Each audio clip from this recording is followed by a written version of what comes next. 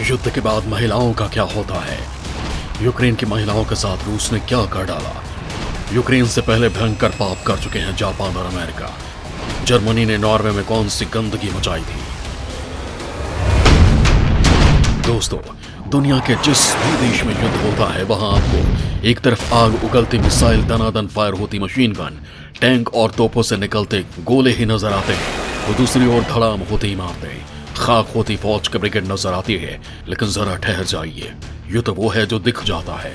युद्ध वो है जो दूर बैठे लोगों को रोमांचित करता है। दुनिया के टीवी चैनल्स पर इस वक्त भी आपको ऐसे नजारे ही दिखने को मिल रहे होंगे और उससे दुनिया के बाजार में मची तबाही भी दिख रही होगी। लेकिन दोस्तों, ये कुछ भी नहीं है। अब मैं आपको बताता हूँ असल में वो क्या है जो दिखता बहुत देर से है, जिसकी तड़प कई दिनों और महीनों नहीं सालों तक बनी रहती है। तो दोस्तों, जरा दिल थाम कर इन सवालों को पहले सुन लीजिए कि युद्ध के दौरान जो बच्चे बच जाते हैं उनके साथ क्या क्या होता है। युद्ध में जो औरतें जिंदा बचती हैं उनके साथ क्या क्या होता है। अब यूक्रेन की खूबसूरत औरतों के साथ क्या क्या हो रहा होगा। अब तो छोड़िए, भारत में जब मुस्लिम आक्रांताओं ने आक्रमण किया था तो उन्होंने हारे हुए हिंदू राजाओं की औरतों के साथ क्या क्या किया था। दोस्तों, इस वीडियो में आपको जो कुछ बताने वाला हूँ उसे जरा ध्यान से देख लीजिए, क्योंकि जब भी और जहां भी युद्ध लड़े जाते हैं तो एक साथ दो युद्ध लड़े जाते हैं। इनमें से एक किसी देश या राज्य के साथ तो दूसरा औरतों के साथ लड़ा जाता है। यूक्रेन युद्ध में पता चल रहा है कि वहां भी दूसरा वाला युद्ध शुरू हो चुका है।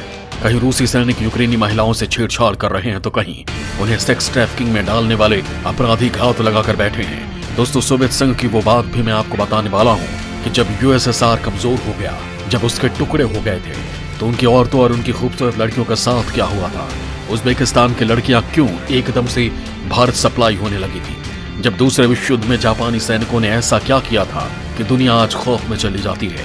मैं आपको ये बात बताने वाला हूँ, लेकिन इससे जरा ताज़ा हालात से रूबरू करवा देता हूँ, क्योंकि यूक्रेन वॉर में बहुत कुछ दिख रहा है जो नहीं दिखना चाहिए, और जो कुछ दिख रहा है उससे ना तो नाटो को शर्म आई है, ना अमेरिका के बेशर्मी से पर्दा हटा है। दोस्तों, यूक्रेन के कई शहरों पर रूस का कब्जा हो चुका है। रूसी सेना अब वहां सड़कों पर है। इसी बीच वहां से एक वीडियो आया जिसमें सिसकियां भरती एक लड़की मदद मांग रही है। ये वीडियो किसी अनहोनी की तरफ इशारा कर रहा था। वैसे तो रूसी हमले के बाद ऐसी अनगिनत तस्वीरें आई हैं जिनमें लाखों औरतें इस सर्द मौसम में सुरक्षित आशियाने की तलाश में सड़कों पर भाग रही हैं।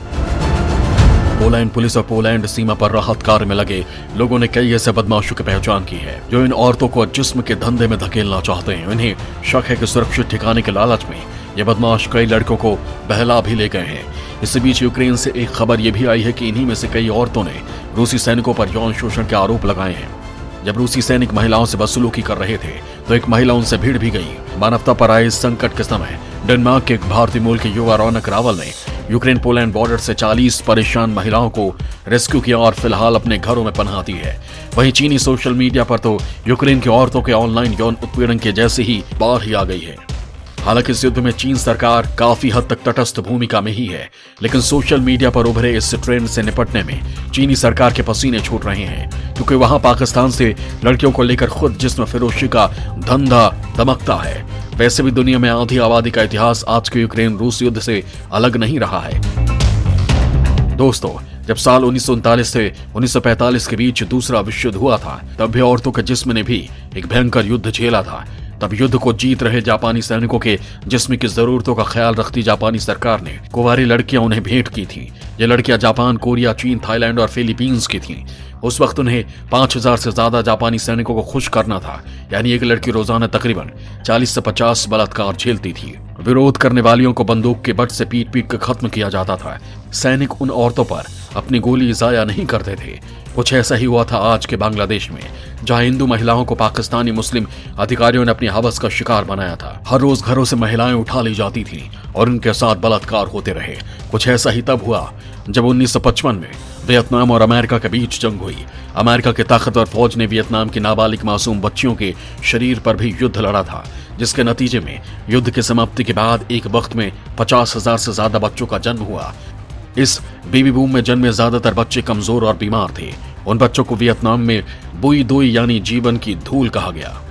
सेकेंड वर्ल्ड वॉर के दौरान और उससे पहले आर्य नस्ल की श्रेष्ठता के नशे में पागल हिटलर ने महिलाओं को सिर्फ बच्चा जनने वाले मशीन बना दिया।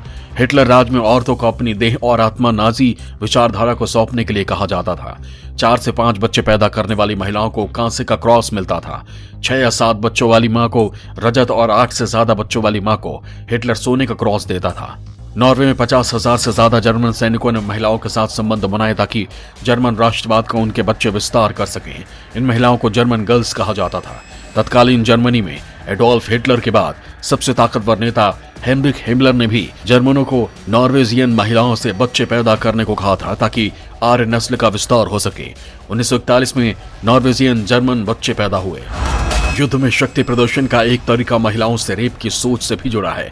यही वजह है कि पिछली सदियों में जंग के दौरान और युद्ध के बाद भी औरतों के साथ हुई अमानवीयता की चर्चा आज भी दिल दहला देती है। अगर बांग्लादेश लिबरेशन युद्ध की बात करें तो बंगाली हिंदू महिलाओं के साथ रेप और दूसरे वॉर क्राइम हुए। इसकी भयावह कहानियां आज भी बांग्लादेश के लोगों को पाकिस्तान के खिलाफ आग बबूला कर देती हैं। तो दोस्तों, साल 1994 में रुवांडा नरसंहार के दौरान 100 दिनों में ही करीब 2,50,000 से 5 लाख महिलाओं के साथ रेप हुआ। संयुक्त राष्ट्र के प्रस्ताव 1325 में भी ये कहा गया है कि युद्ध जहां सबको प्रभावित करता है, महिलाएं इसके सबसे ज्यादा पीड़ित हैं। और ये पहले युद्ध के दौरान फिर युद्ध के बाद भी होता है। भारत पाकिस्तान विभाजन के दौरान भी जो महिलाएं पाकिस्तान में छूट गई थी, उनके साथ वहां आज तक क्राइम होता रहा है।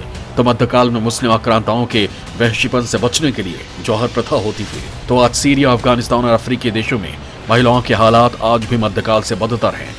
विमेन पीस और सिक्योरिटी इंडेक्स के हिसाब से सीरिया और अफगानिस्तान महिलाओं के लिए दुनिया में सबसे बदतर जगह है। इराक में जब युद्ध खत्म हुआ था तो एक अनुमान के मुताबिक 10 लाख से ज्यादा महिलाएं विधवा हो गईं। इनमें से 4 लाख तो सिर्फ बगदाद में ही हैं। दोस्तों, मिडिल ईस्ट के देशों का हाल तो इससे भी विभिन्न है। शरिया कानून और इस्लामिक स्टेट बनाते हुए ISIS ने सीरिया युद्ध में अपने लड़ाकों के शारीरिक सुख के लिए यजीदी औरतों की मंडियां ही लगा दी।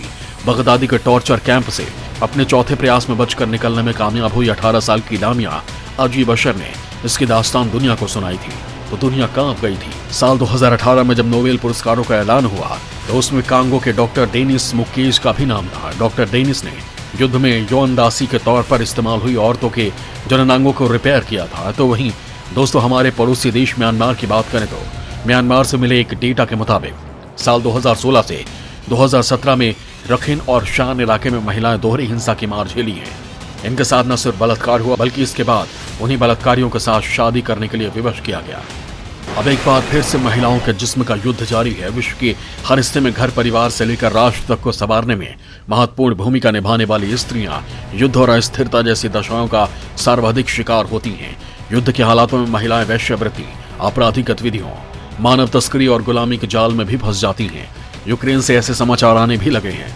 यूरोपीय संघ के अधिकारियों और संयुक्त राष्ट्र ने चिंता जताई है कि लगभग 70 लाख लोग यूक्रेन से पड़ोसी देशों पोलैंड, मोल्डोवा, रोमानिया, स्लोवाकिया और हंगरी जा सकते हैं। शरणार्थी के रूप में दूसरे देशों में पहुंचने वाले लोगों के शोषण का एक रूप मानव तस्करी के अपराधों में तेजी से बढ़ोतरी के तौर पर भी सामने आ सकती है। इन हालातों में दुष्कर्म की घटनाओं और यौन दास्ता की अंधेरी सुरंग में औरतों को हमेशा के लिए धकेल दिए जाने की आशंका बढ़ जाती है। हालांकि दोस्तों, युद्ध शुरू होते ही यूक्रेन की महिलाओं ने दावा करना शुरू कर दिया था कि रूसी सैनिक उनके टिंडर पर फ्लर्टी मैसेजेस भेजने लगे हैं। कई सैनिकों ने कथित तौर पर अपने पदों की जानकारी भी अपनी तस्वीरों के साथ महिलाओं को भेजी है। रूसी सैनिकों द्वारा यूक्रेन की महिलाओं को आकर्षित करने के लिए अपनी प्रोफाइल डेटिंग ऐप पर क्रिएट की गई है। दोस्तों, युद्ध महिलाओं को विक्टिम ही बनाता है, लेकिन आज जो रूस युद्ध लड़ रहा है उसने यानी तब के सोवियत संघ ने द्वितीय विश्व युद्ध में अपनी रेड आर्मी में 4 लाख महिलाओं को शामिल किया ताकि वो सिर्फ डॉक्टर और नर्स बनने के बजाय लड़ाकू बन सके। इतना ही नहीं, आज भी इसकी जासूस महिलाएं दुनिया में सबसे खूंखार होती हैं। वैसे यूक्रेन की सेना में 10 से 15% महिलाएं हैं। यूक्रेन की महिलाएं हथियार हाथ में लेकर जिस तरह से जंग लड़ रही हैं वो एक मिसाल है। वैसे भारत ने भी अब महिलाओं को कमजोर समझने के बजाय मोदी राज में उनको वॉरियर बनाने पर फोकस किया है। दोस्तों, यूक्रेन पर मंडराते रूसी हमलों के खतरों के बीच वहां की महिलाओं ने हथियार उठा रखे हैं। अलग अलग पेशे से जुड़ी महिलाएं शॉर्ट टर्म ट्रेनिंग लेकर देश की रक्षा के लिए सेना में भर्ती हुई हैं। इन्हें बंदूक चलाने से लेकर फर्स्ट एड और सेल्फ डिफेंस की ट्रेनिंग भी दी गई है।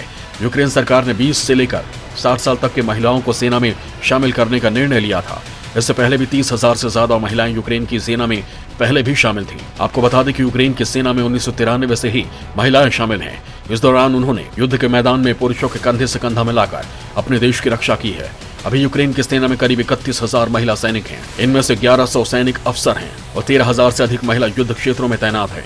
साल 2014 के बाद से यूक्रेन में महिला सैनिकों की संख्या दोगुनी हुई है। 2014 में ही रूस ने यूक्रेन के क्रीमिया पर हमला करके उसे अपने कब्जे में ले लिया था। तब भी देश की महिला सैनिकों ने रूसी सैनिकों का डटकर मुकाबला किया था। उस समय रूसी हमले में 14,000 से ज्यादा यूक्रेनी सैनिक और नागरिक मारे गए थे। इनमें काफी संख्या में महिलाएं भी शामिल थीं।